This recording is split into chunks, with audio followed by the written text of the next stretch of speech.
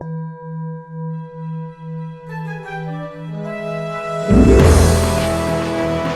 Radical Secular Podcast, a demand for justice, equality, and rational public policy. Subscribe at YouTube, Apple Podcasts, and all the major podcast channels. Visit our website at theradicalsecular.com for articles, insights, and our complete library of episodes. Support us on Patreon and follow us on social media.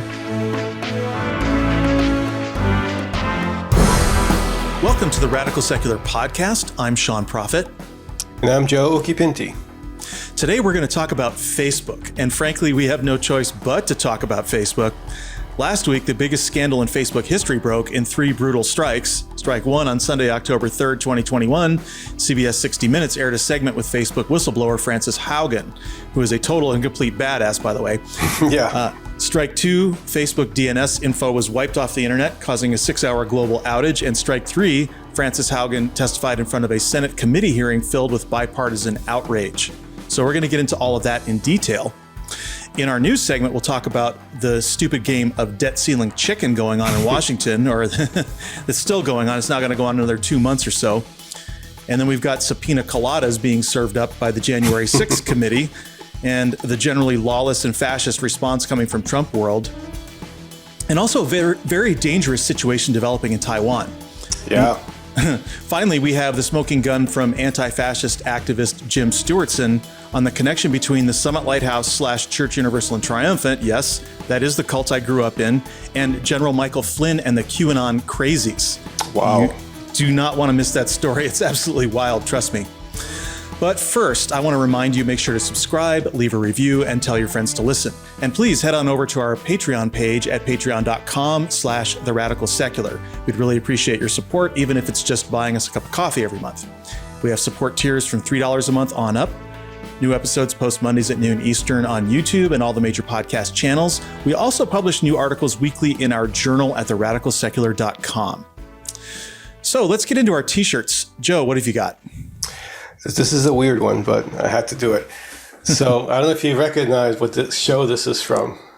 That is from, is it that the X-Files? Yes, the X-Files. I want to believe, it says, with a flying saucer. And the reason why I wore this one is because I think people do want to believe. They want to believe all kinds of shit because it makes them feel good or it verifies their pre-existing beliefs.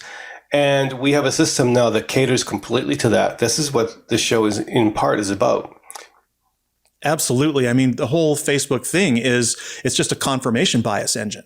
And That's all it does, is it just gives you more of what you already want. And that's why, and we're going to get into this in detail, but that's why we are, in this mess that we're in right now. It's literally destroying the world. And that's why this show is called, the world's most dangerous and destructive organization, right? Right. I couldn't decide whether to call it dangerous or destructive, so I settled on destructive. But in that same vein, my shirt says, "Hail Sagan." And this is kind of twofold because it has relevance sort of to that and to some of the very famous quote from Sagan that he wrote in Demon Haunted World back in the 90s, talking about the kind of world we would live in if people did exactly what we've done. And so that is appropriate there. And it's also, this is appropriate to the other story about Michael Flynn, who's being accused of being satanic, right? And so just wait for it. You guys will love this. But first, we're going to talk about the news. Let's do it. Okay. So the debt ceiling is the major crisis story in Washington this week. And former President Trump has been actively pressuring the GOP to crash the U.S. economy during these debt ceiling negotiations, fight, whatever you want to call it. Nothing really surprises us anymore about Trump, but he's once again put his own personal hatred and political vendetta against Democrats ahead of the actual U.S. economy, which he so claimed to love. So it's a level of pettiness that's just hard to even comprehend, let alone describe. However, in the end, 11 Republicans stood with Democrats to break the filibuster on Thursday and send a $480 billion short-term debt ceiling increase to the floor for a vote, which passed 50-48 along party lines. What this means, though, is that we have to repeat this entire drama again in December.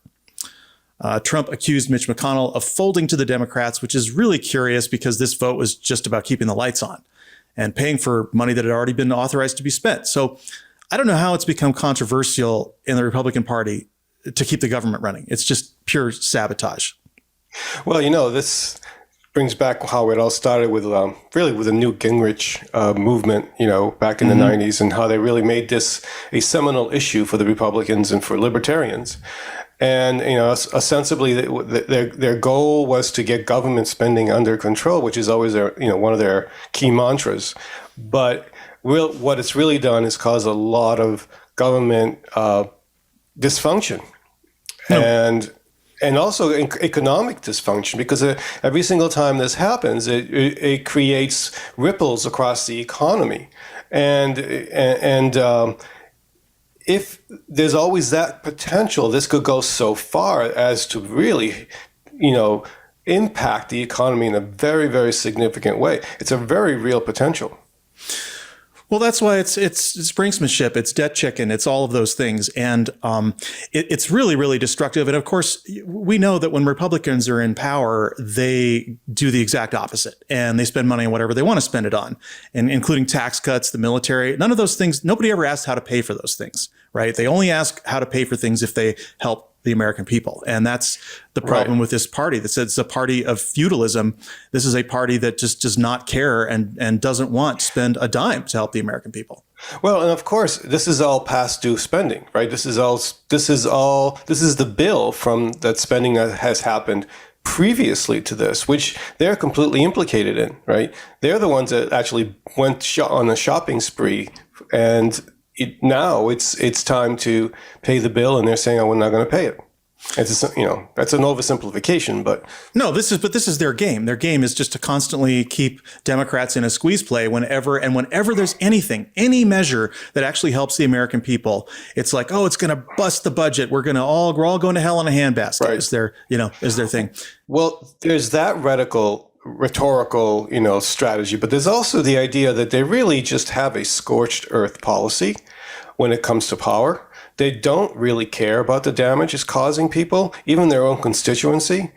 Oftentimes, what they really want to do, and their logic is to get back in power, to have as much power as possible, which means that comes first. Discrediting the Democrats, weakening them, is job one. Even when Obama was in power, the Republicans stated right off the bat they just wanted to do whatever it took to make sure he was a one-term president.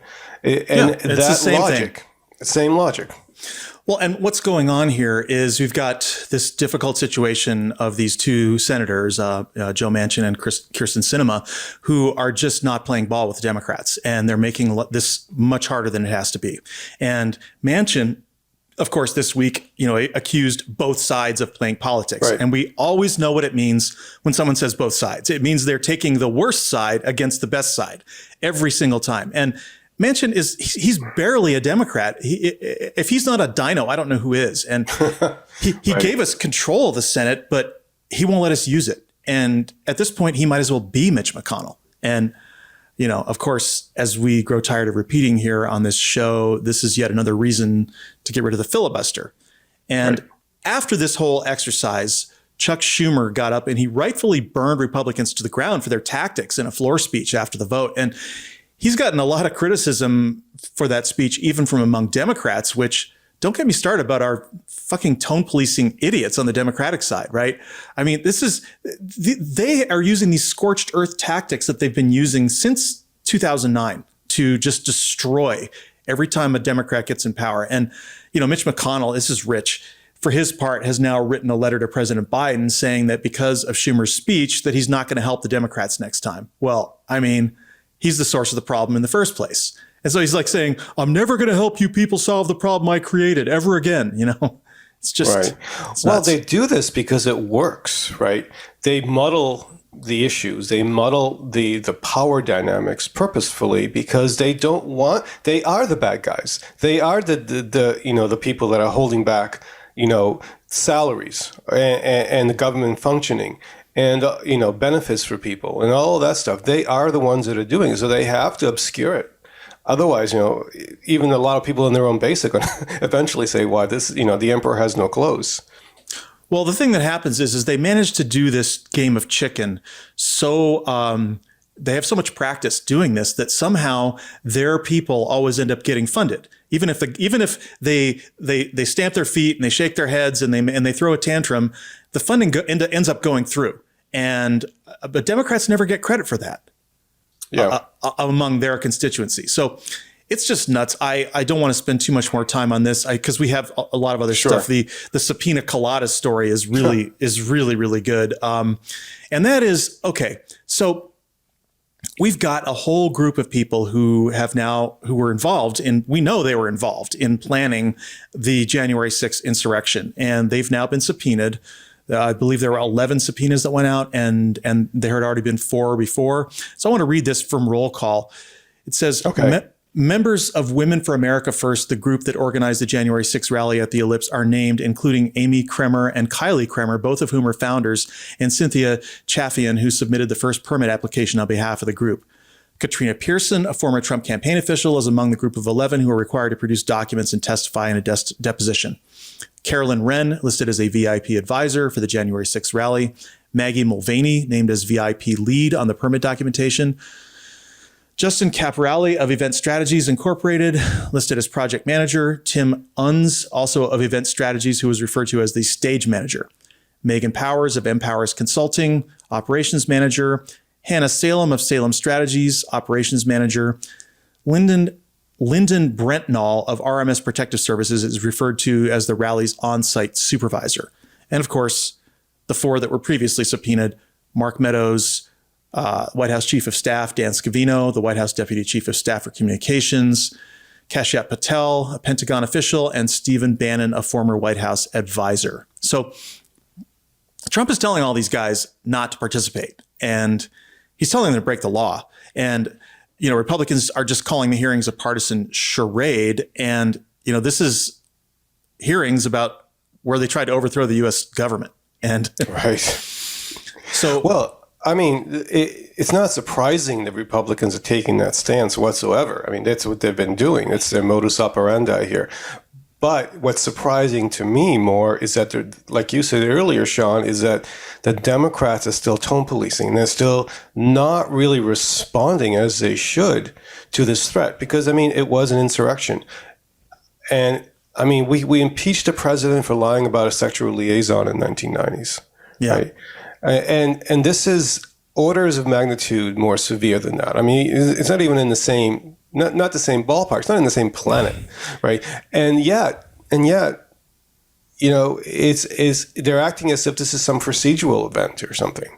If we can't convict Trump and his cronies of treason for an insurrection, then there's no point even having that definition in the Constitution of treason. There's no point. It's meaningless. Well, it speaks to what's happening today, what the power situation is, who has power and who doesn't. The reason why these people aren't being held to task, whether or not being held accountable for such a heinous act, is because of power. They have the power to block it.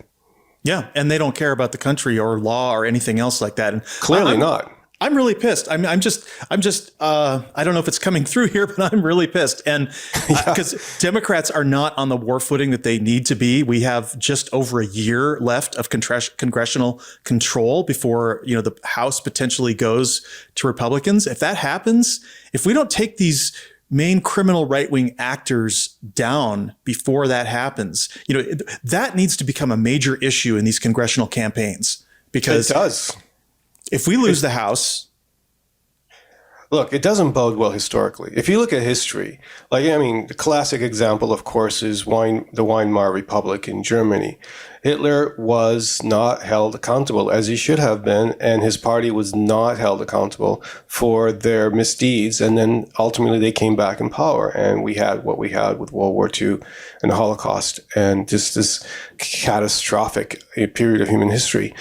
And there's many examples of that. If the people are not held accountable, they just it empowers them. And they can, that's as simple as that. Well, I want to place a clip now because, and we haven't done this before actually on this show, playing clips, but I think we're going to start doing more of that. And that is, I have here Lincoln Project co-founder and former Republican strategist Rick Wilson, and he does not mince words about this situation. So let's take a look at this clip. Let's do it. I am hearing from multiple people now that the subpoenas are not going to be enforced, that the commission is basically going to slow roll the entire thing, and that they're not going to take it seriously. If you don't enforce the subpoenas, hang it up now. Just declare Trump's president again and tell Steve Bannon he can be the emperor of the fucking right-wing universe and let it all go.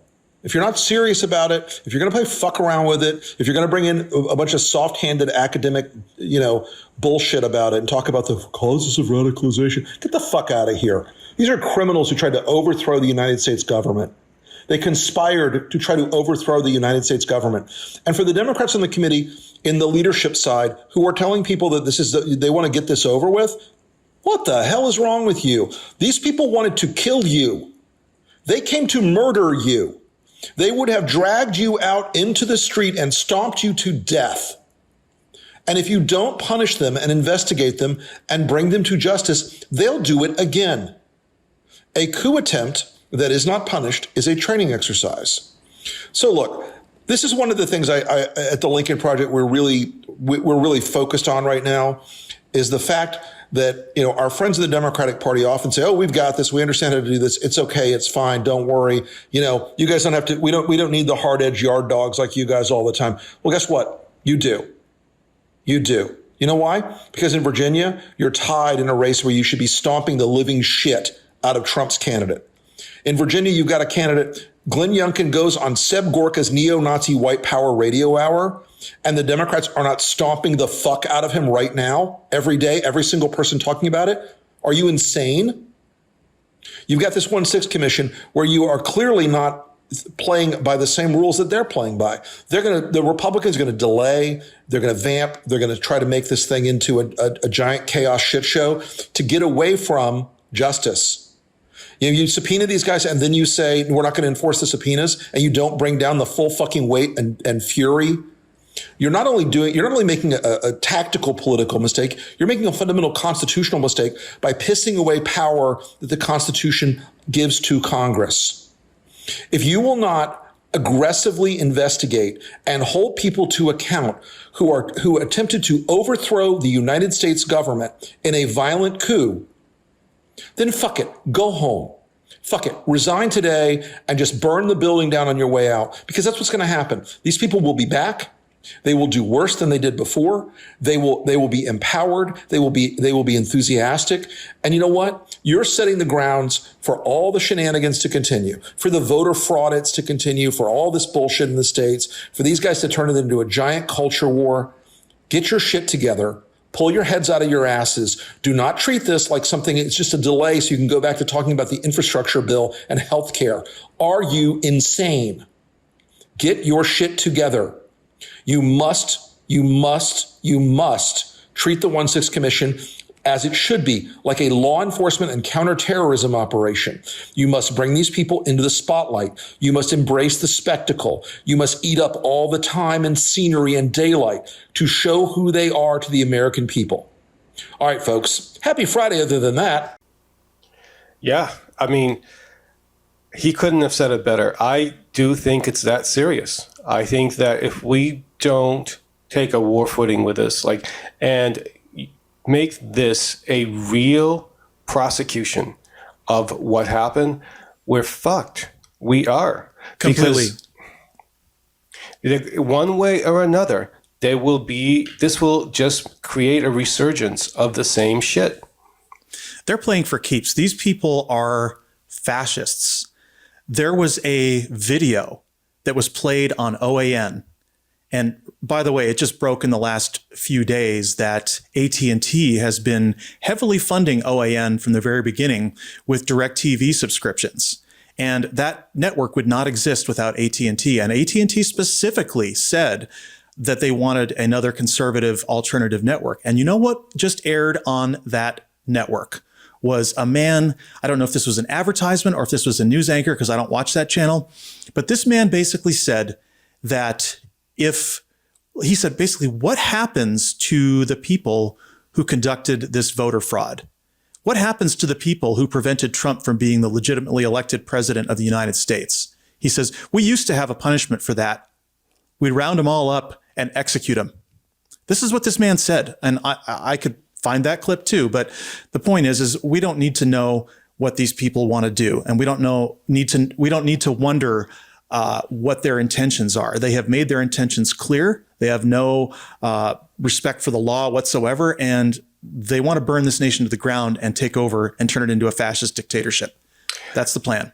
And let's not forget, this is a white power movement. It's not even a white nationalist movement or a white supremacist movement. It's a white power movement. It is about power.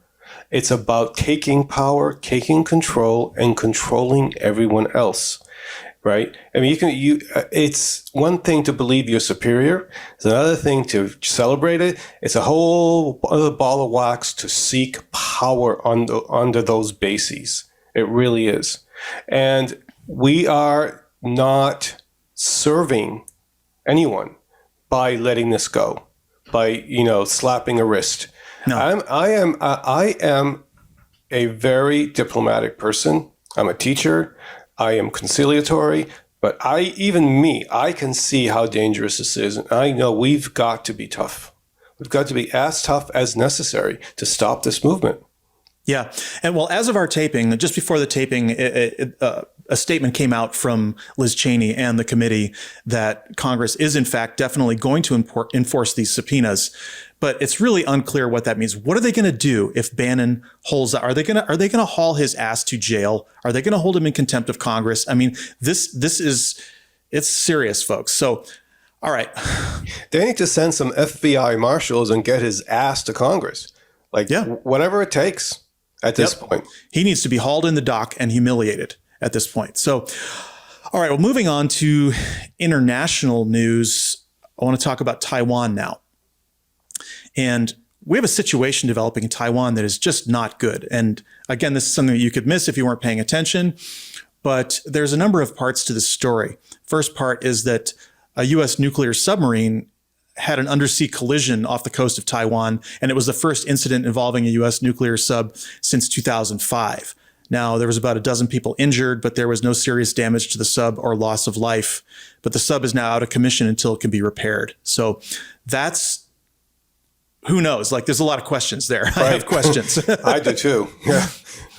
But we do know that the U.S. has a small military presence of a few dozen advisors in Taiwan, and China is really pissed off about this because it considers that island to be part of its territory. And Defense Ministry spokesman Zhao Lijian said that China will take all necessary measures to protect its sovereignty and territorial integrity. It's kind of a generic statement there. But this past week, China has sharply escalated its military presence near the island, flying over 100 sorties with warplanes into Taiwan's air defense identification zone.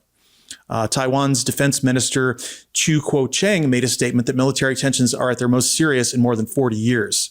He then went on to say that China's military capacity would significantly reduce obstacles to a full-scale invasion of Taiwan within the next 4 years, which is really scary. Yeah. One piece of good news is that despite the hard rhetoric from the leadership, China seems to be working to mute the issue in social media. And President Biden is going to have a virtual summit meeting with President Xi before the end of the year. So this could just be saber rattling, or it could be a prelude to something much worse. But I want to just kind of put this in some historical perspective and highlight how dangerous the situation is, because this goes all the way back to the 1970s. When President Carter declared that the U.S. would abide by this fiction called the One China policy, in which the U.S. would diplomatically recognize China as the government of Taiwan, while also being involved in a mutual defense treaty with Taiwan. It's one of the most preposterous diplomatic dodges that I'm aware of in U.S. history. If you put this in context as an analogy, imagine if during the Cold War, the U.S. had declared itself to be the official government of Cuba and demanded that every other nation recognize that fact, including the Soviet Union. Now imagine that the Soviet Union did recognize the U.S. as the official government of Cuba, while at the same time having a mutual aid and defense treaty with Cuba. And you get an idea about how insane this whole thing is. So, sorry, go ahead.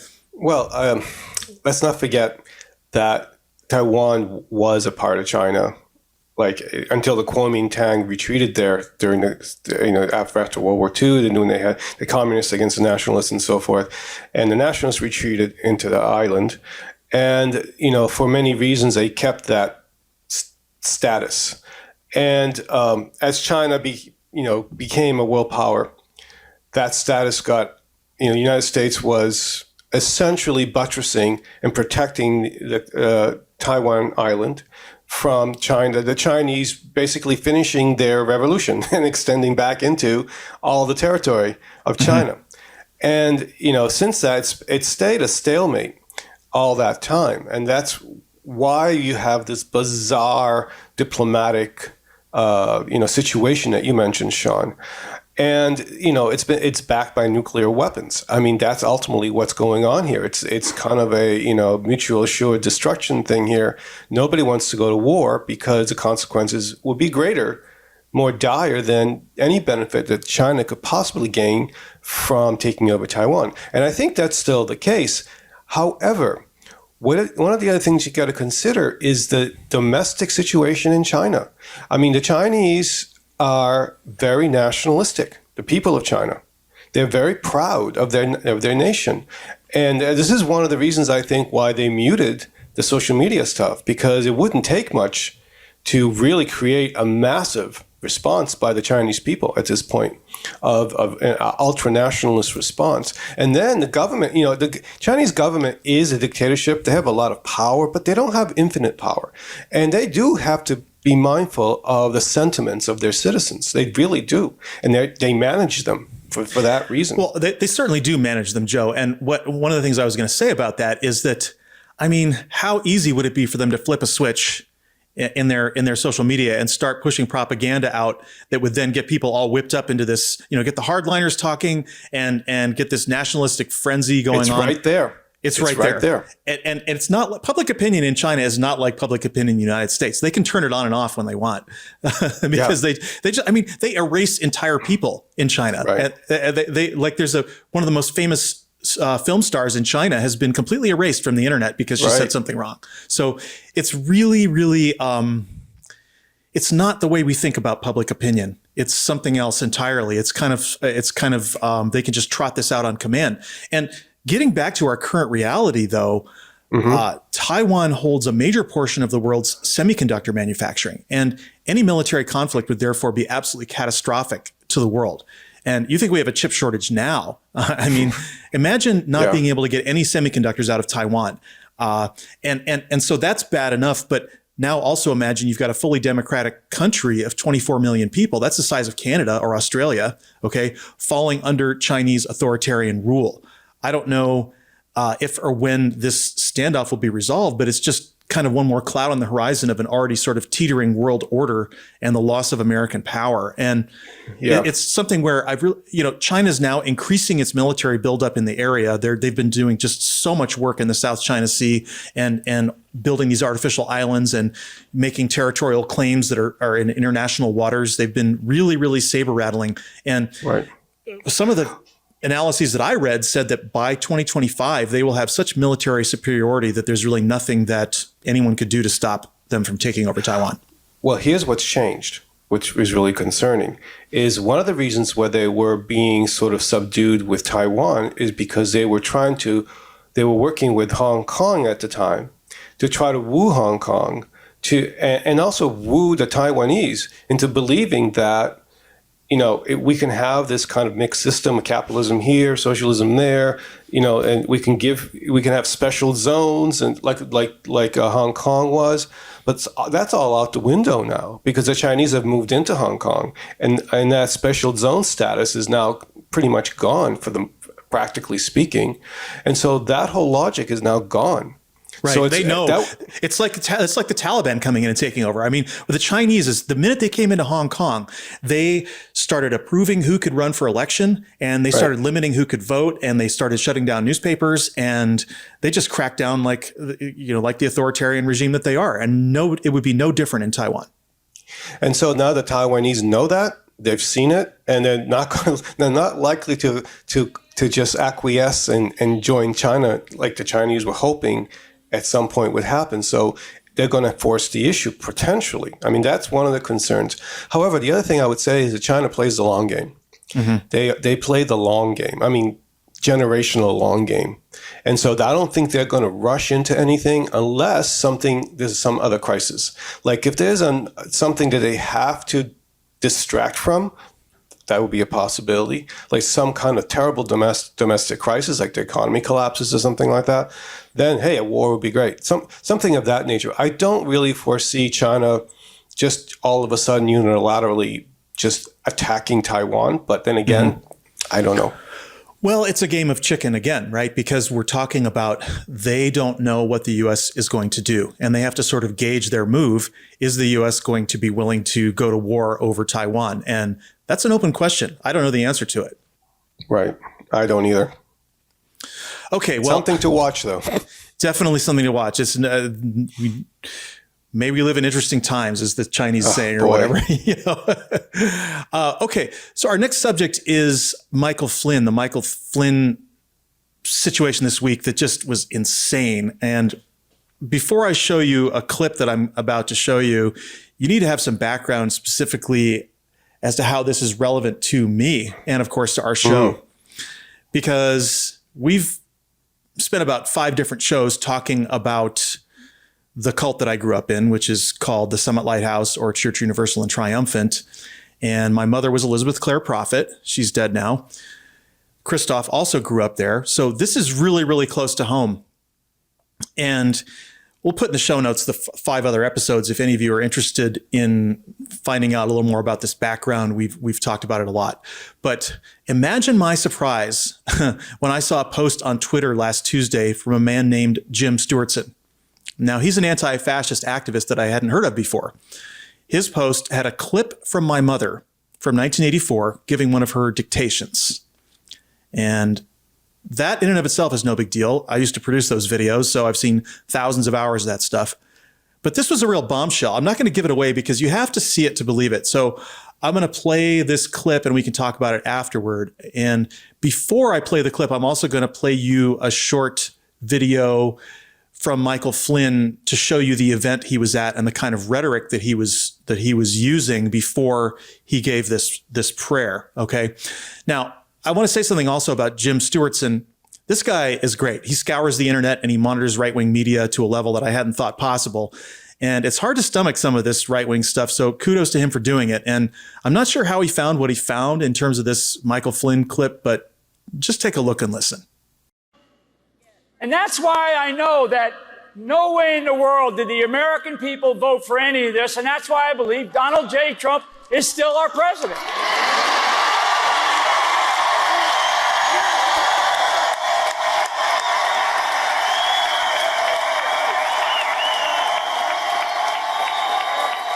That's the way it is.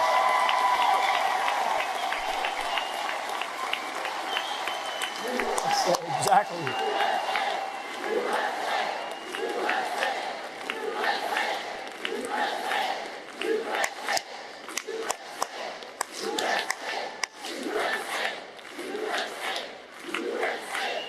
Mighty I am present.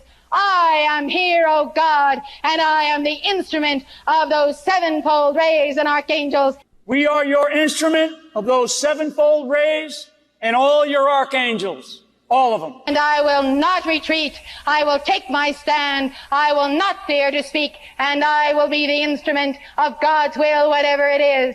We will not retreat. We will not retreat.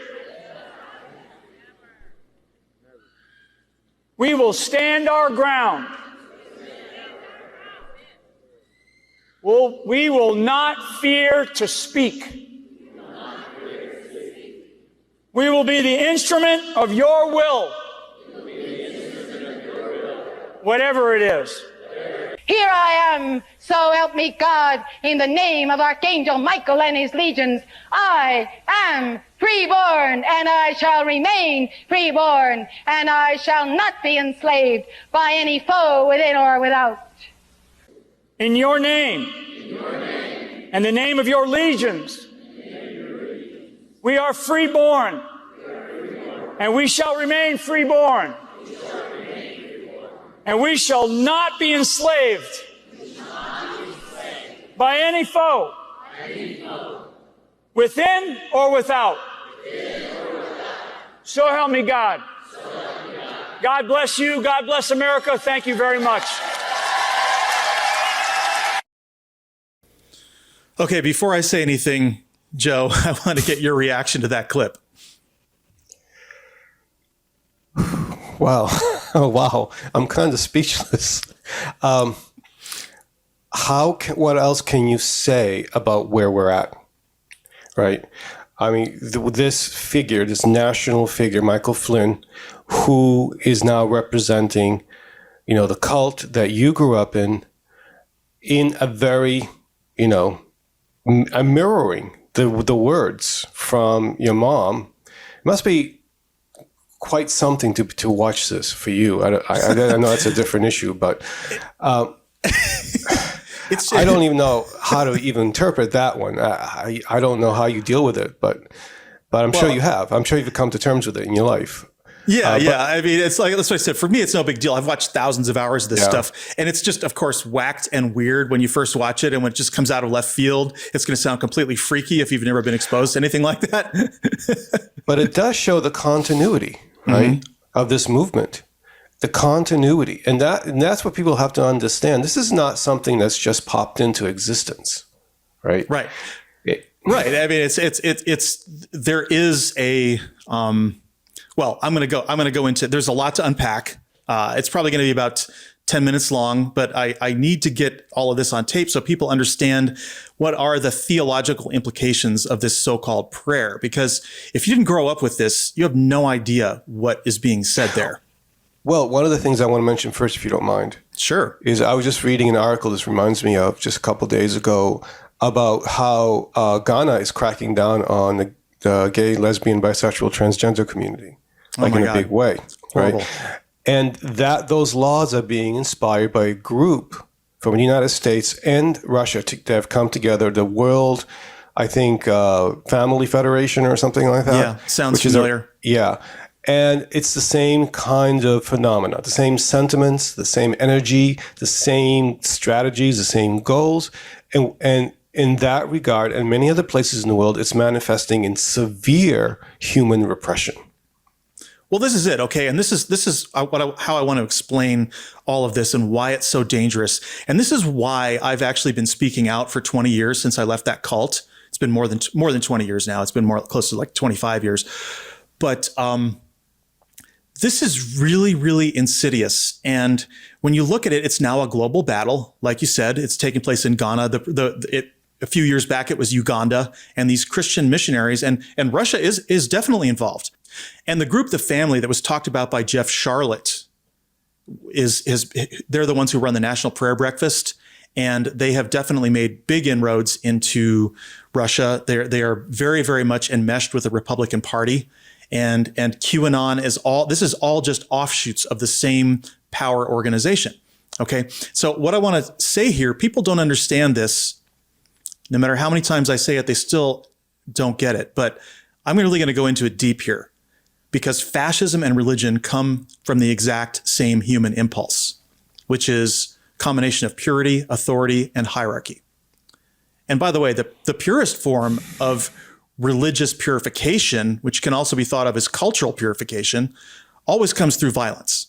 And this it runs all the way back as a thread through history, from the Crusades to the Third Reich to radical Islam to Christian abortion bombers and various, white Christian nationalist terrorists. And I figured this out a long time ago when a light bulb went on when I came out of the church, that religion and fascism are absolutely interrelated. They are the same impulse. One concerns the church and one concerns the state. Put the two together and you get fascism. And it's just explosively dangerous, because God is always a force multiplier for any cause among believers. This goes all the way back to some of what you'll read in anthropological history. I'm sure we could have to ask your wife about this, right? Sure. I'd love to have her on the show, by the way. Yeah. But, when there are civilizations of more than 1 million people, they always invent angry and punitive gods. And Yuval Noah Harari talks about this in Homo Deus, how religion was necessary to establish human cooperation. And it's the shared belief in a shared story that makes people feel invincible. So let me read this quote from my mother again that was used by General Michael Flynn, because I really want people to understand why this is so deadly. Okay, so it goes, "And I am the instrument of those sevenfold rays and archangels, and I will not retreat. I will take my stand. I will not fear to speak, and I will be the instrument of God's will, whatever it is. Here I am, so help me God. In the name of Archangel Michael and his legions, I am freeborn, and I shall remain freeborn, and I shall not be enslaved by any foe within or without." Okay, so this seems kind of like just a generic prayer of liberation. It's not really clear what it means. So I want to break it down from what I know from my experience of growing up with all this. First of all, what are the sevenfold rays and archangels? Well, archangels are a Catholic concept. And also, belief in angels generally goes way back, probably before Christianity, maybe even into prehistory with nature spirits. Basically, angels are spiritual beings that are representatives of God. And certainly they are beings who have some supernatural power. Maybe they're kind of a legion who are commanded by divine superheroes. Angels, they're kind of like troops, you can think of them. They're not gods themselves. They're more like subservient spiritual soldiers. Because remember, heaven is organized like a very strict hierarchy under God. And as I was always told growing up, order is heaven's first law. How fascist is that, right? We will have order. We'll make the trains run on time, right? So archangels sort of follow the military paradigm. They're the warriors, the generals. Archangel Michael carries a huge sword. He's often depicted slaying the devil or demons, pouring out vials of plagues on the earth. He's also seen in some circles as a protector. People in my church would say intense prayers to Archangel Michael for like an hour, even longer, before doing anything dangerous or if they were scared. All right, so here's some context to Archangel Michael. In the pantheon of ascended masters, archangels might be thought of as they're not really grunts because they are great, they're big and they're like generals, but they're also, I didn't ever get the feeling that they were making a lot of the decisions. There were higher orders of masters called Chohans and then Elohim, and then what were called cosmic beings. And the cosmic beings might not even come from this galaxy. And I'm telling you, this shit is like as real as a movie if you believe in it. People I grew up with were living in that movie. They would literally think that they could see and feel these masters and that they really physically intervened in their lives. But just to finish up really quick with how this cosmology works, there were 7 of each master, Archangel, Chohan, and Elohim, and each was split into 2 halves, a male and a female counterpart. These were called twin flames. And that's a total of 42 main masters, and we knew all of their names, and we sang songs, and we prayed to all of them. And those were just the main ones. There were also 5 secret rays, okay? Presumably, each of those rays also had the same complement of masters. We just didn't know what their names were. All right, so with that background, here's what the person is saying. They're saying, I am the instrument of those sevenfold rays and archangels. So they're saying that they are subservient to the masters of all those rays, right? But here's where it gets tricky, because in the teachings of the ascended masters, there's kind of a prime directive. And that is this, that masters and God are all powerful, but they cannot intervene in the affairs of earth unless a human being requests it. All right, because that would violate human free will. So in our church, this was the purpose of prayer. It was literally going along with the biblical edict from Isaiah 45, which says, command ye me. In other words, God is asking human beings to tell him what to do, literally. And this is where it gets super convoluted and dangerous. So the next lines are, and I will not retreat. I will take my stand. I will not fear to speak, and I will be the instrument of God's will, whatever it is. So I want to, are people out there getting this? The purpose of human prayer is to command God so that God can send his masters and angels to intervene, right? But here's the double bind. Humans are supposed to be commanding God through prayer, but they are also commanding God to do his own will, which seems circular and ridiculous, right? Why do humans need to command the archangels and the Chohans and the Elohim to do things if these masters already know the will of God? And the answer is they don't. Humans can't possibly know the will of God, and God already knows what he's supposed to do. But he can't do it, supposedly, until he's asked by humans who really have no idea what he wants. This is crazy making. It's thought stopping and paralyzing. And if you listen to that line, I will be the instrument of God's will, whatever it is. See the infinite feedback loop. This is like sending a computer into divide by zero error. It either stays in an infinite loop because it keeps trying and it can't get a result, or it traps the error and then crashes. And I really couldn't think of a better metaphor than that. But what I'm getting at is through this belief system, a person is made suggestible to whatever some human person in power tells them to do. So realize this chant, this prayer is building people up and putting them into an absolutely inflexible state. They're way past the point of reason. They're way past the point of conversation or any debate or any external intervention at all. We know these people. We've seen them. This was the January 6th mob. This is all the people threatening school boards. This is people harassing others who are getting vaccinated. Depending on what they want, this sort of messianic determination where they feel caught up in the group and they're so reinforced and locked into their rightness that they have nothing left to lose. We've seen it. We know what this is and we know how dangerous it is. So she says, I will not retreat. I will take my stand. I will not fear to speak. What is their stand? They don't really know because they don't know the will of God. It's inscrutable. It's opaque. It's impenetrable. So all some human power broker has to do now is come along and tell them what God's will is. And of course, that concept is 1,000% political. God's will is whatever the cult leader says it is, right? I mean, so people in my parents' organization would have done anything my parents told them to do. So that's why I watch them do it. And that's why I know how scary this is. So you've put these people into this suggestive state where they believe they have the backing of Archangel Michael and his legions and all the Chohans and Elohim. And that's the final part of the prayer. Here I am, so help me God. In the name of Archangel Michael and his legions, I am freeborn, and I shall remain freeborn, and I shall not be enslaved by any foe within or without. So, right? I am freeborn. What does that mean? It means whatever this thing is that they are worked up about now has attained the level of a birthright. Now, this is a birthright, like citizenship. Imagine if someone tried to strip away your citizenship. How hard would you fight against that? Maybe to the death. So that's what's going on here, is that everyone's desire for a literal birthright freedom is being hijacked to some purpose. What is that purpose?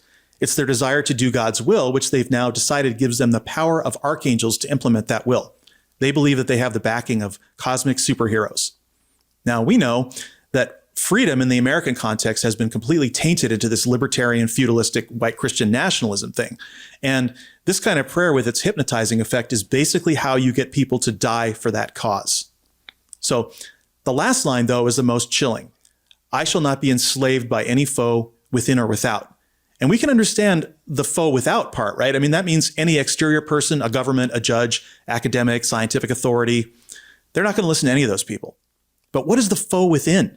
The foe within literally refers to someone's own conscience. And this is sometimes referred to in Church Universal and Triumphant as the dweller on the threshold. And what that means is any interior forces of doubt or fear or hesitation to commit to the cause, any resistance to total surrender. So that last line is basically the total surrender of a person's identity to the sense of being the instrument of the sevenfold rays and archangels. That person is now submitting themselves to an unknown will of God, which, as I discussed before, it's this null space for a suggestion from a human cult leader or a political leader. They're making this affirmation that they are going to follow that will and that cause to free themselves from whatever it is they consider to be enslavement, in spite of any external or internal forces, and in spite of any rule of law or norms of civilized behavior. So that was a lot, but... Yeah, well, I can't speak to that Christian pantheon. I don't know it as nearly as well as you do, but I will say there's a reason why, a few centuries ago we had the Age of Enlightenment, and why we separated church and state, because that was the power back then. It's divine rights of kings, and the idea was no matter what, is you want to separate, you want to divorce that form of political power from religion, because it is incredibly destructive. That's where that idea come from. It didn't come out of the blue. It came out of the real life experience of people of that age. The philosophers that spoke about it, and then the founders of the constitutions that enshrined it into law, and here and in France and many other places. And they were coming from a place of absolute abject fear of the power of theocracy, because they lived it and they experienced it. And so we in the modern world, in advanced industrialized countries, have never really experienced that threat directly, except for here and there. Like certainly in the United States, it was African Americans certainly experienced it, right? But there are exceptions to that rule. But normally speaking, the average American just has no idea, no concept of what we're talking about. So I'm glad that you shared a little bit of that, because you're really starting to elucidate what it really means to worry about this stuff and what theocracy really means here. Theocracy is about power, right? Control. It's 100% about power and control. And I literally grew up with this shit. I mean, I grew up with people who would have died for my parents. Okay. I mean, that's just a reality. Yeah, it's very powerful stuff at a psychological level. I mean, people will fight for it to the death. People will put aside their conscience for it. People will dehumanize others for it. People will be brutal for it. I mean, because it's so powerful. And when you have, it's one thing if it's just here and there, and there's like little clumps of it here and there, and like a lot of, secular societies. But when you start to systematize it and push it, and you start to create this sort of engine that feeds it, like we have in this country now, that's the danger. And that's why when you say there's this parallels to fascism, that's what you're talking about right there. Well, if people can pull off this kind of psychological manipulation on a large scale, it's a recipe for utter bugfuck madness. I mean, just total madness. And when QAnon starts using those tactics, we are very far down that slippery slope toward building a mass messianic movement. And you and I both know what happened the last time we saw a mass messianic movement. Yeah. Well, I know you think about it too. People will say it's not that bad. These people are just people. Well, they are just people. They're humans. But you know what? You cannot. This is not a dualistic thing. It's not pure evil or pure good. This is not the Lord of the Rings. Okay, this is real life. Right. And like you look at ISIS. ISIS has benevolent societies that help people. Right? Yeah. They do good things too. Like we have to see this as a human thing, not as some kind of like cosmic fight like they'd see it. We don't want to see it that way. But. No, well, what you have to understand is that we see the results. We see these people screaming outside of school board meetings. We see these people whipped up into this frenzy where they're willing to literally destroy our government, and that is what you do. People. I tried for years after getting out of my cult to make people understand how dangerous this was because of what I saw. Because after all, what did my parents actually get people to do? They got them to spend, 5 or more years of their lives building bomb shelters and stockpiling weapons and food underground. We're talking about, tens of millions of dollars that were spent. Okay. So these people didn't die. They didn't give their lives in sense of losing their lives, but they gave their lives entirely to this messianic idea that we were going to survive a nuclear war. Okay. And so when I see this now coming out,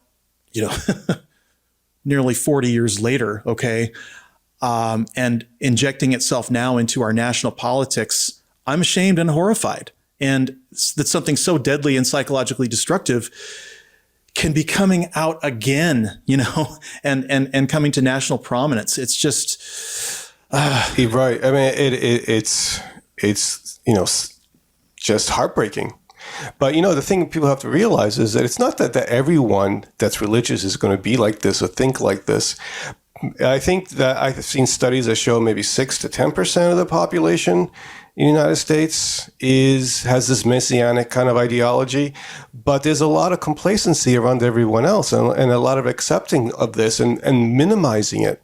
And thinking it's not a big deal, but it is a big deal because it doesn't take that many people. Here's what you have to think about, and that is, it's interesting you brought up 6% because 6% is also the number of Americans who will actually acknowledge that they have Nazi views, and that's 19 million people. Okay, so that's a lot of people with to be Nazis or fundamentalists, crazies, and they seed larger action within the population. And once people start to observe that going on, then you get these movements can build, and it doesn't take much.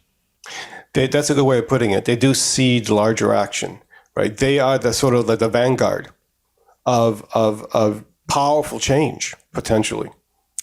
Yeah. And, I mean, all I can say is you live long enough, you see some crazy shit. But what I really want to, the story has a funny ending, because as scary as this whole concept sounds, and you should be scared. Okay. You really should be scared.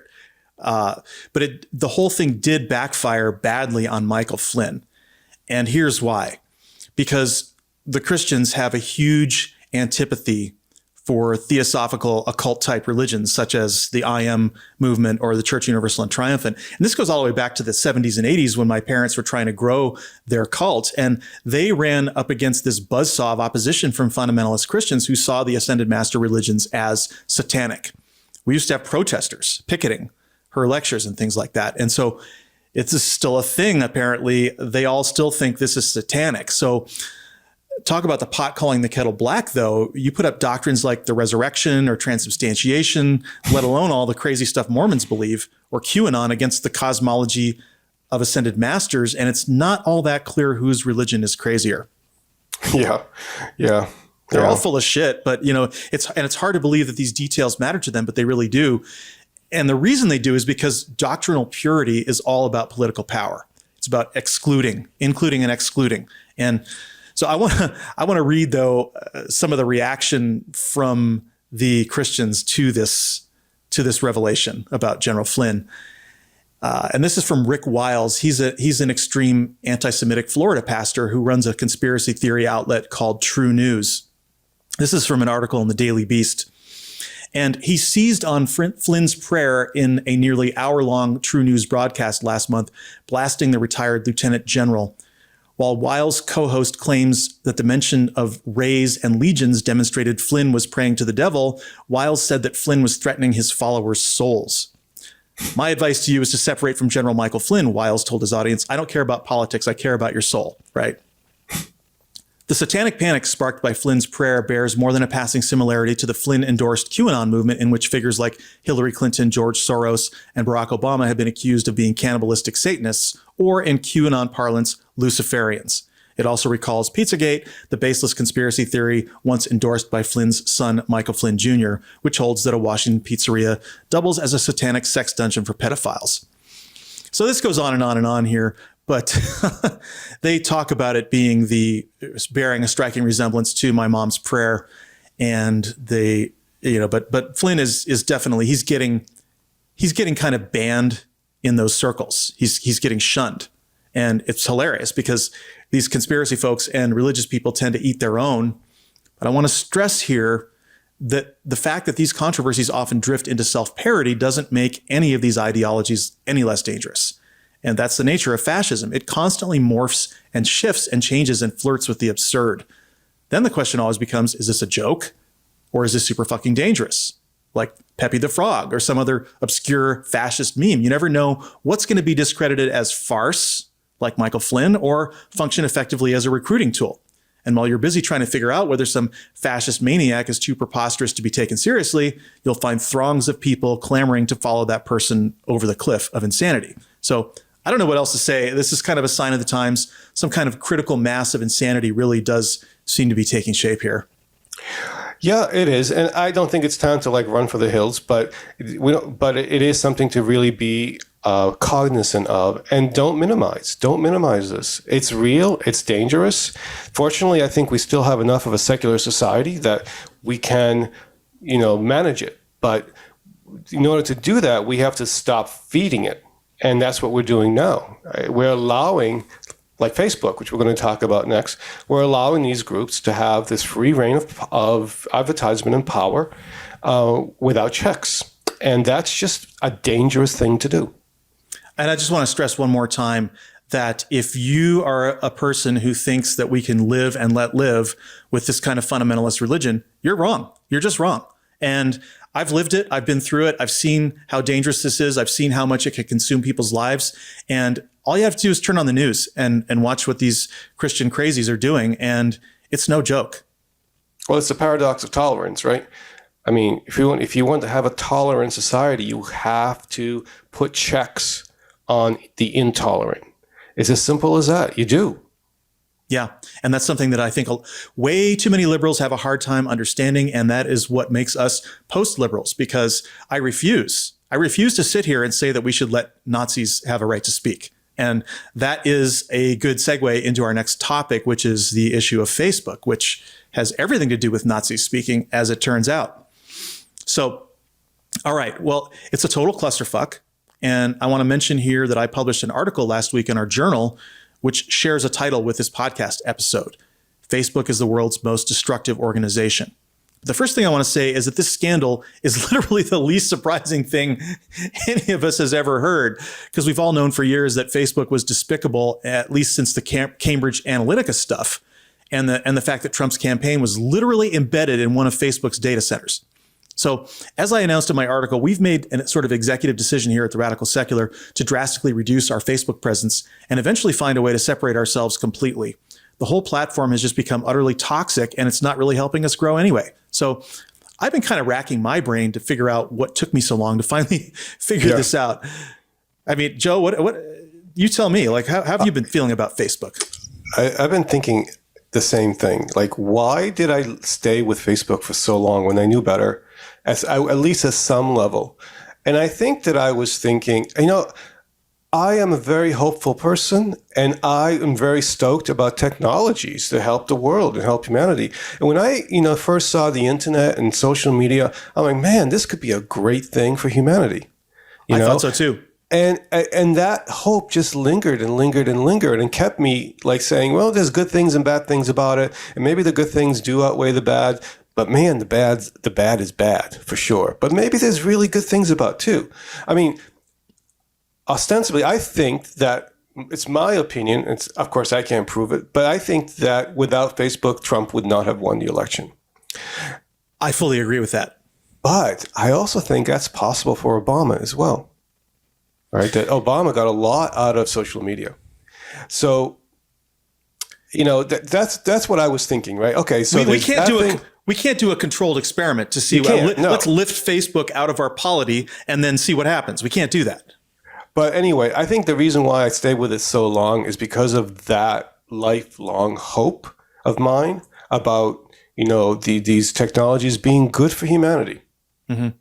Yeah, me too. And I also, it felt really good to reach people. I used to do this a lot with blogging, and I blogged for many years at Black Sun Journal, and I had hundreds of conversations with hundreds of people. And that was before social media it just sucked the life out of blogging. Nobody was coming to blogs anymore. So you kind of had to go over on there if you want to maintain that sort of interaction. But let's talk about Facebook's sort of fall and recap what I said in the intro. There were 3 big strikes that occurred, and all in a row. I was just like, boom. Strike 1 was on Sunday, October 3rd. CBS 60 Minutes aired a segment with Facebook whistleblower Frances Haugen. Strike 2, Facebook DNS info was wiped off the internet, causing a 6-hour global outage. Strike 3, Frances Haugen testified in front of a Senate committee hearing filled with bipartisan outrage. And that was just 1, 2, 3, bang. I don't think those people knew what hit them. I think the lobbyists and all of their internal PR people were just probably, they didn't know what happened. Yeah. What a day or week. Yeah, what a bad week for them. Yeah. So it wiped something like $47 billion off their market cap or something ridiculous like that, which means that it took $6 billion right out of Mark Zuckerberg's pocket immediately in one day. So, but it was really the revelations from the Facebook whistleblower that just kind of gripped me. I was spellbound because something just snapped at that point. And beyond all the political fuckery and the machinations that Zuckerberg's been involved with, it just hit home for the first time for me after that hearing, thinking about young teenage girls and their eating disorders and the terrible impact that Instagram has had on their lives, in some cases leading to suicide. So we took up this issue after the airing of the film Social Dilemma, and that was episode 15, which we called Fly Ass Veeps because the fly landed on Mike Pence that week. But as I said in that episode, and I'm saying it now again, solving the Facebook problem is entirely about demanding transparency and oversight over Facebook's algorithm. Breaking up the company is not going to work. Self-policing is not going to work. Giving Mark Zuckerberg another year or 5 years to solve this problem isn't going to work. And what's become completely obvious is that Facebook is a clear and present danger to our nation and to the world, full stop. And because of its incredible power of 2.9 billion citizens, we have to start to look at it as kind of a hostile dictatorship with total informational control over its citizens. And that dictatorship is making it near impossible for democracies to function at all in its shadow. So before we get into that detail, though, I want to play one last video, Joe, and then give you a chance to comment. This video is from Don Winslow Films, and it's been viewed well over 1 million times. But it's the best encapsulation I've seen of not only the scope of the Facebook problems, but its clear and deliberate malfeasance. How many young women have to die, Mark Zuckerberg? How many? How many? Can you just say your name and pronounce it so nobody messes it up and they have it on tape? Sure. It's Mark Zuckerberg. Facebook and Instagram knew their manipulations harmed children and did it anyway. Facebook's own research says, as these young women begin to consume this eating disorder content, they get more and more depressed, and it actually makes them use the app more. I hit those times and I think about how I don't want to be alive and my life isn't worth it. 13.5% of teen girls say Instagram makes thoughts of suicide worse. I wear black leggings because I feel they make me look small or skinny. My friend group at school, all the girls are so skinny, like it's crazy. Facebook and Instagram target children. Facebook's internal research is aware that there are a variety of problems facing children on Instagram. They know that severe harm is happening to children. Facebook and Instagram manipulate engagement. Facebook has thousands of options they can show you. If they change the algorithm to be safer, people will spend less time on the site, they'll click on less ads, they'll make less money. I just want to kind of fit in the best that I can. Facebook and Instagram employee bonuses are tied to meaningful social interaction. The incentives are misaligned, right? Like Facebook makes more money when you consume more content. Higher click rates equal more ad revenue. After more than a decade of promises to do better, how is today's apology different? Did you know I was number one on Facebook? And I just found out I'm number one on Facebook. I don't go on social media and scroll because it makes me hate my body and myself. Congressional action is needed. As you read this, children are dying because of Facebook and Instagram. They won't solve this crisis without your help. Think about that next time you sign on. And it just is not good for your mental health at all. How many young women have to die, Mark Zuckerberg? How many? You know, just on this one issue alone, you know, never mind all the rest of the issues we could talk about with Facebook, but the damage it is causing girls, just that alone is just staggering. I mean, it's not just the girls that are dying, which is, you know, each one is a tragedy, but it's also the damage that it's causing psychologically and physiologically to women over the course of their lives. Because, you know, if you have severe anorexia, you know, that has lifelong impacts, and it has lifelong, you know, psychological trauma.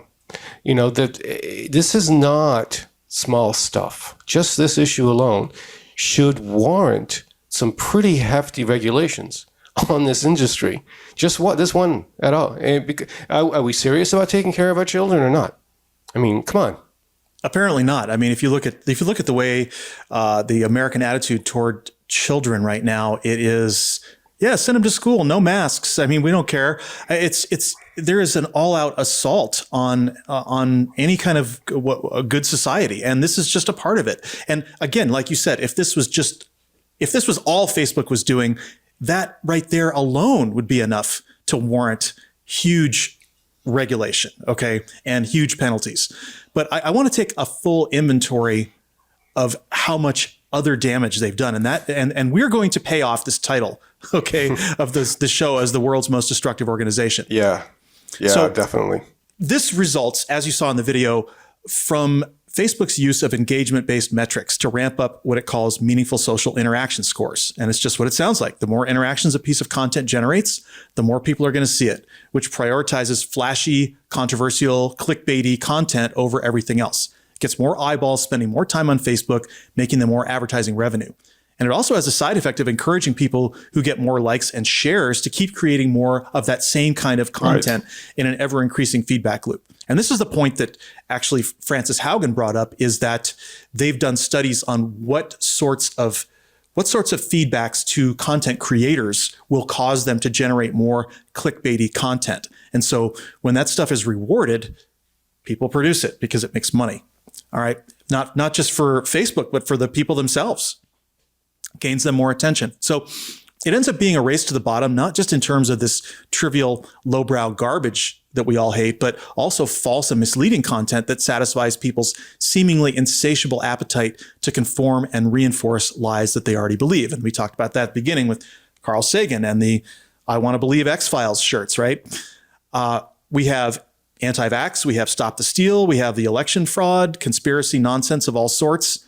Is it any coincidence that all of a sudden, within the past 5 years, we now have to contend again with a raft of flat earthers and 9/11 truthers and Sandy Hook truthers and QAnon itself? Facebook is almost entirely responsible for sending people down these rabbit holes. Now, YouTube, to a lesser extent, maybe, but it's really Facebook that drives a lot of the engagement with the rabbit hole videos in the first place. So let's take an inventory of some of the disastrous results of this algorithmic policy. Zuckerberg has personally endangered young girls with eating disorder content. He's refused to implement robust fact-checking on his platform due to a concern that this would have an impact on Republican politicians and therefore reduce revenue. He's become a willing conduit for anti-vax content long before COVID-19. He's used his terms of service to throw decorum violations on people to go after the Nazi hunters instead of the Nazis. All right, all kinds of liberals that you know and I know both have been banned from the platform for 7 days, 30 days, or even longer for, saying nasty things to Nazis, right? Zuckerberg has allowed rampant racism, sexism, homophobia, and transphobia on the platform. The 2018 algorithm revamp, which Frances Haugen talked about, it was designed to focus more on friends and family sharing to cut down on political anger.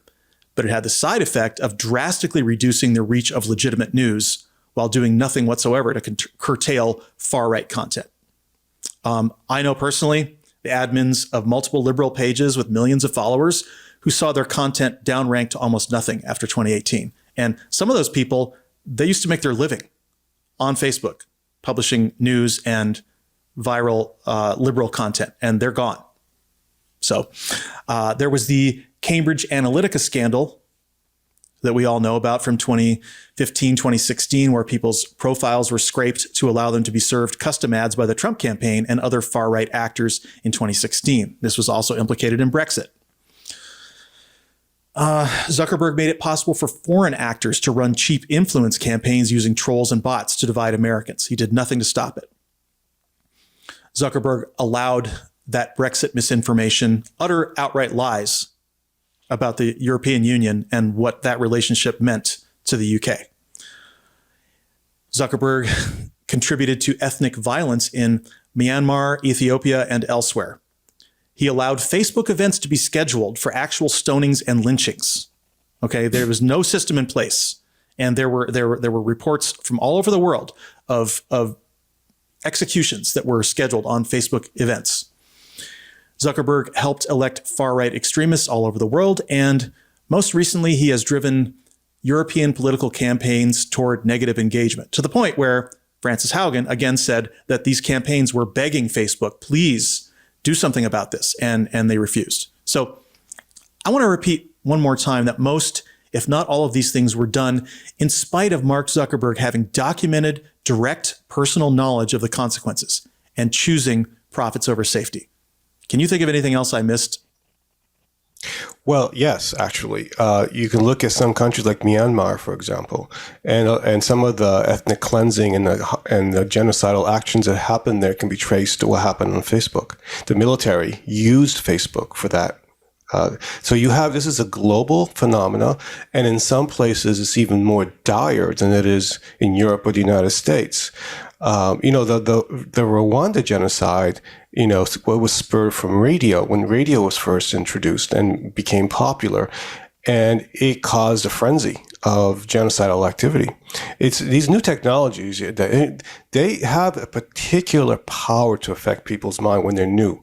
And people don't have like an immune system against them yet. We haven't developed that yet. And so they are incredibly powerful. Even like when Martin Luther put up, the printing press and all that, that racked Europe for centuries. I mean, it's just like this lesson is not a new lesson.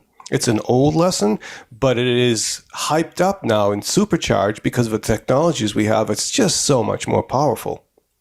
Well, and that's the thing. I'm really glad you brought that up about the printing press, because there are some historians who believe that we still have not yet fully internalized into our political system the impact of the Gutenberg press after 500 years. Right. And if we haven't done that, then we certainly have no idea where these internet technologies are going to lead us. And I think that, a lot of people want to play this all off like it's just free speech.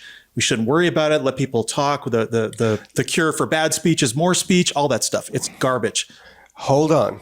I have to say something here. What is free about people using algorithms to manage your speech? Well, there's nothing free about it. What is free about that? There's nothing free about it. And that's the point that I was coming around to.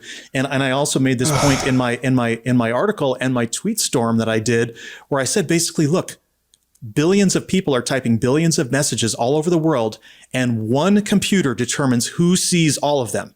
And that computer is controlled by Mark Zuckerberg. And so the blame for all of this destruction stops on Mark Zuckerberg's desk.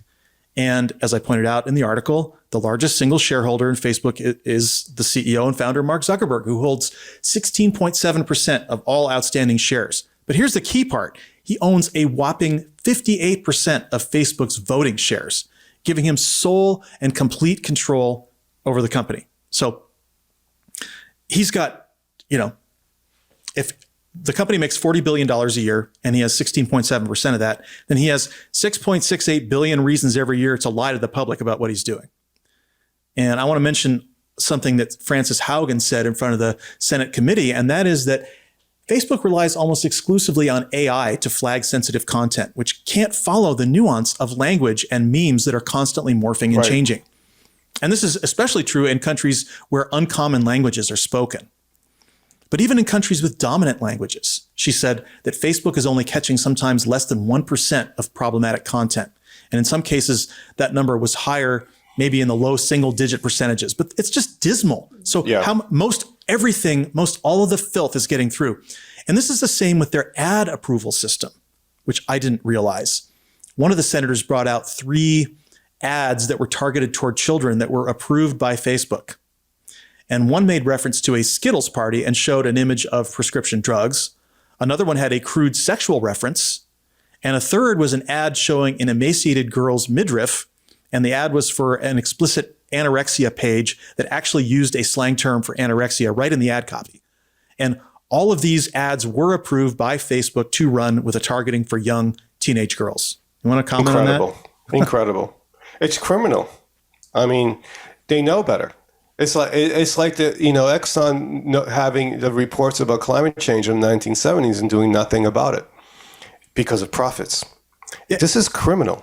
And we still haven't brought Exxon to heel. I mean, no. This is that's why my hope for regulation on this thing is pretty slim, because I mean, they have highly paid lobbyists and they make a lot of money. They're not quite as big as fossil fuels, but they're pretty big. There's a lot of dark money. There's a lot of big tech dark money now.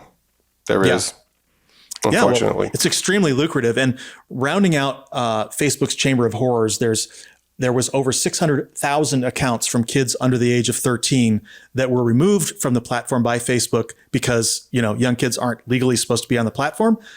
Facebook said they didn't know that they were there following the removals, but Frances Haugen said that Facebook has extremely robust methods using AI to determine the actual age of any child who comes on their platform, way beyond needing any sort of ID or official age verification. So it strains all credibility that Facebook didn't know that there were 600,000 underage kids on the platform. And what's more than that, what's even worse, is that her documents showed a concerted effort on the part of Facebook to recruit more underage kids by encouraging them to hide their accounts from their parents. This was an active part of Facebook's marketing plan. All right. It's just unbelievable. And it really does draw parallels to the tobacco companies, Joe Camel, the sale of candy cigarettes. And doesn't this, Joe, I mean, you already said it, you just smack of the big tobacco playbook. Why have we been so naive? What took us so long to break through the noise and have this become a huge scandal? Well, we're in a deregulatory environment, right? And regulations have taken a big hit. The whole concept of regulation is now distrusted by a large percentage of people, including a lot of people in charge, in power, right? And so I think that to try to get new regulations today is very difficult, much more so than it was a few decades ago, even certainly before Reagan. It's difficult to do. The opposite tends to happen. Things get deregulated more now. And so that's a big reason for it. I think the other reason is we have to challenge the whole notion, the whole logic behind our capitalist system. We do, right? Profits should not be, the a priori, goal for everything. Commodification is not the ultimate, purpose of society. And yeah, well, the incentives have just been misaligned. And what was interesting in this hearing is that I believe it's Edward Markey, I think that's his name.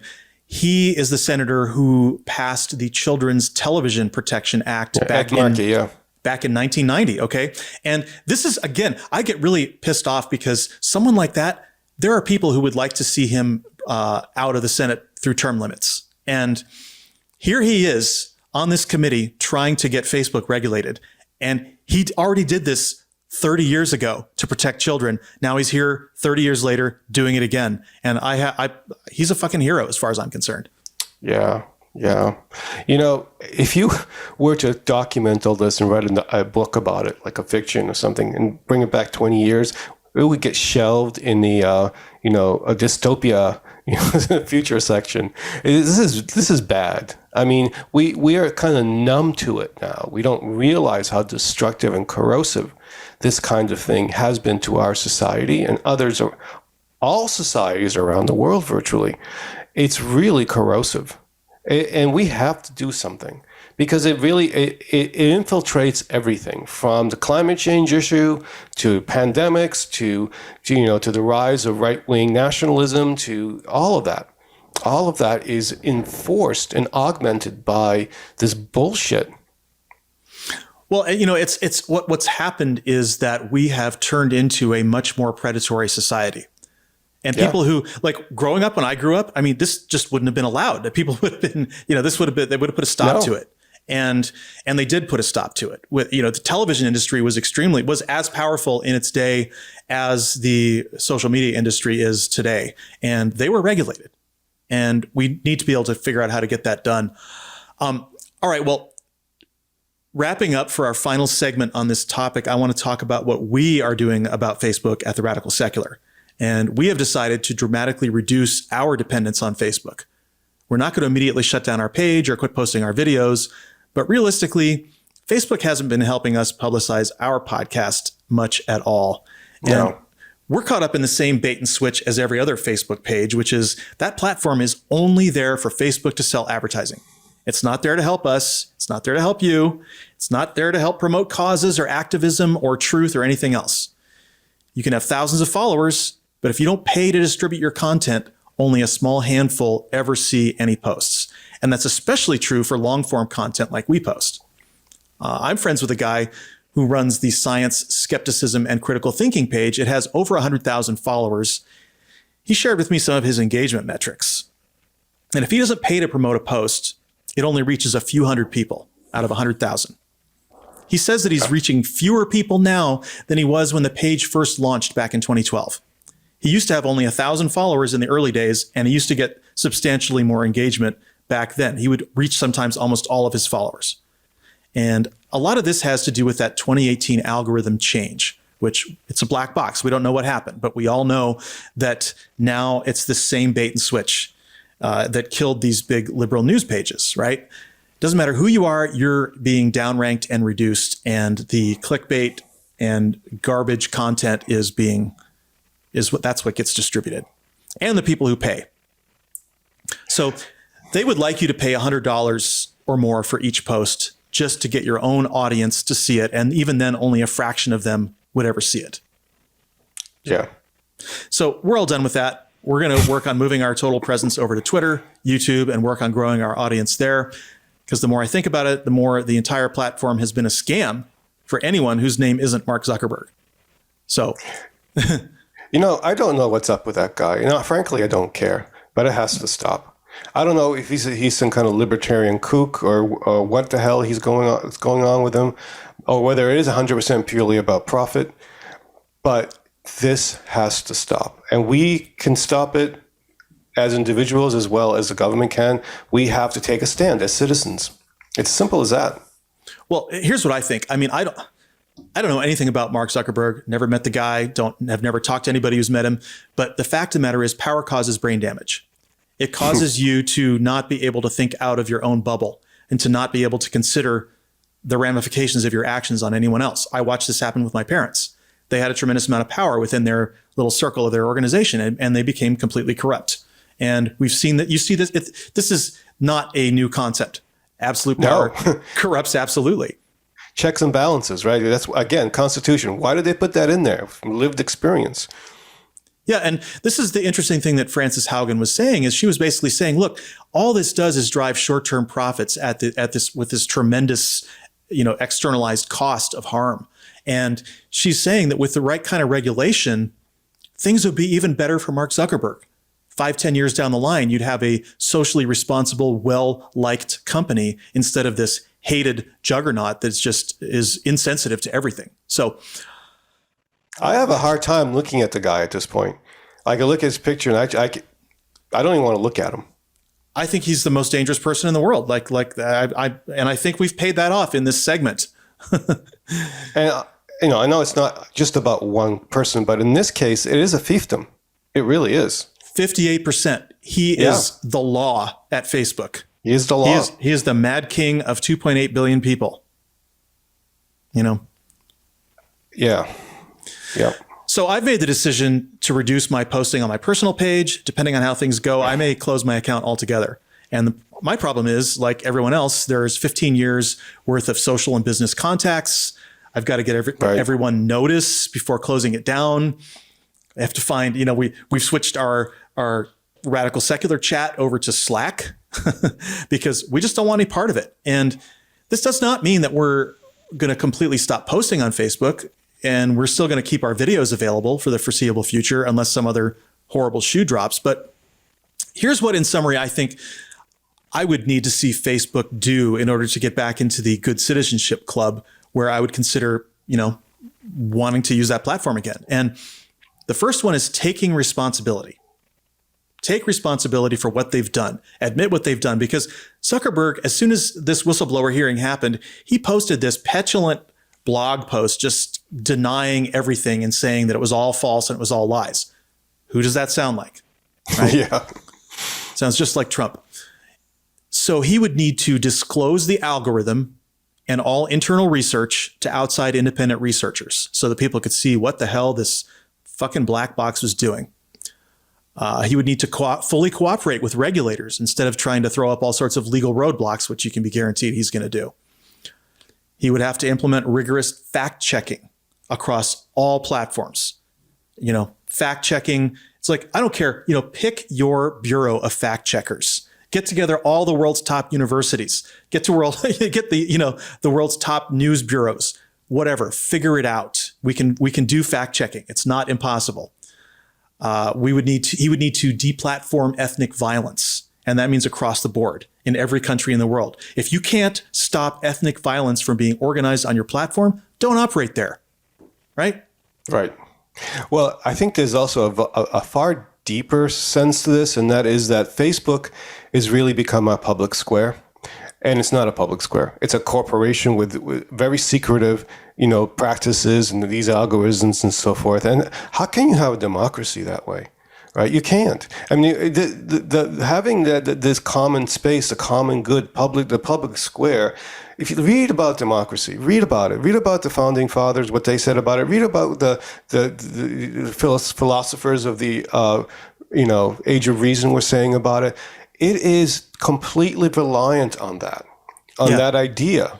And so in my mind, I think, social media should be a public good, and it should be not run by corporations. But then again, I'm a little bit radical in that regard. But no, it's not. That's not. How is that radical? How is that at all radical? Okay. Because compared to today.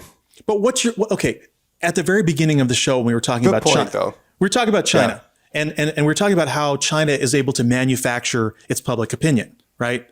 Well, exactly what is different about what Mark Zuckerberg is doing? Right. Exactly. Yeah. Nothing is different. He will determine when I type something into Facebook or you type something into Facebook, he will determine exactly who does and does not see that content. That's not free speech. Could you imagine, like in the 1780s in Boston Common, right? The British saying, "Oh well, we're going to have a corporation run the Commons, and so if you want to actually go there, you have to go through this corporation, and they're going to decide what you can say, what you can't say, who you can talk to, and that's how we're going to have our public space." Yeah, utterly insane. They would just be laughed out of the room if you said something like that. Right, they were just pissed off about T-tax, right? I mean, it is such an abrogation of our rights, really, at a deep level, at a level that we can't obviously see all the time, but it really is. Because we don't know what's going on. Free speech. Yeah, we have no idea what's going on. This guy just comes out of Harvard and suddenly within 15 years, he's deciding what everybody can and can't say. Right. And I know I post something, you post something. Who gets to read it? We don't decide. We have no idea. We have no idea. And we don't even have access to our own audience. No. So, all right. Well, the final step that he would need to take, other than fixing all that stuff, which is a tall order, is ensuring safety for women and girls. That is that should not be last on the list. Damn it. And listen, it's also destructive for boys too. It maybe not as severely, but it is. It really is. Well, the boys are getting a different kind of toxic content. They're getting toxic masculinity content. Yeah. Right. So, and also body image stuff too. Right. A different kind of body image. Yeah. So, okay, well, that is our show for today. We will see you all out there everywhere on the web, except at the Zuckerfuck's Dr. Evil House of Horrors, because we want to be good citizens, and we therefore absolutely refuse to contribute any more support to a person who has now become global public enemy number one. Do you have any final thoughts, Joe? I think you said it well. Okay, well, that is our show for today. Remember, if you like our show, make sure to subscribe, leave a review, support us on Patreon, and tell your friends to listen. New episodes post Mondays at noon Eastern on YouTube and all the major podcast channels. We also publish new articles weekly in our journal at theradicalsecular.com. I'm Sean Prophet. Thank you for being here. And remember, wherever you are, you can be radically secular.